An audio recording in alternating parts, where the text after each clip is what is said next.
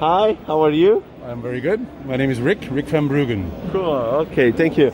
So, what do you think about artificial intelligence and what do you do in AI, and tell us about your AI solution?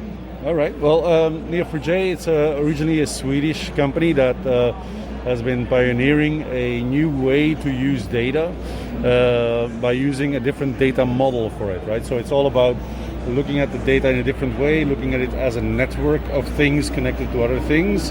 We call that graph data, right? So we have a database that enables that, but we also have an entire analytical platform, graph data science library that allows you to understand and derive new insights from that graph data. And to do that, we have a number of algorithms, right? And those algorithms are, some people call it AI, some people call it complicated math, right? So it's another way of looking at it, I suppose. But it's a number of graph algorithms. So like centrality calculations, similarity calculations, community detection, those types of things, and they give you a really great way of better understanding that data. Yeah. Wow, super interesting. So, could you tell us about your customers and how they use your solution and in which kind of market they do? Yeah, well, I mean, I think the market is a little bit diverse because, you can look at anything like a network, like a graph.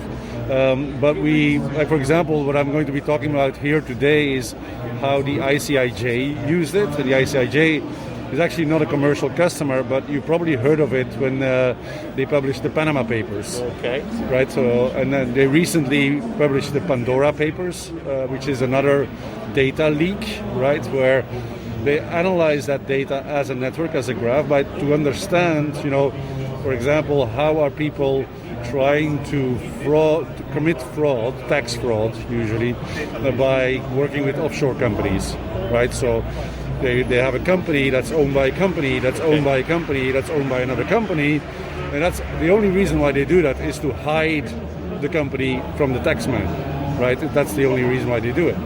So Neo4j allows you to understand, okay, what is the ultimate ownership structure of those companies, so that you can basically then say, well, you better pay some taxes, right? So those types of things.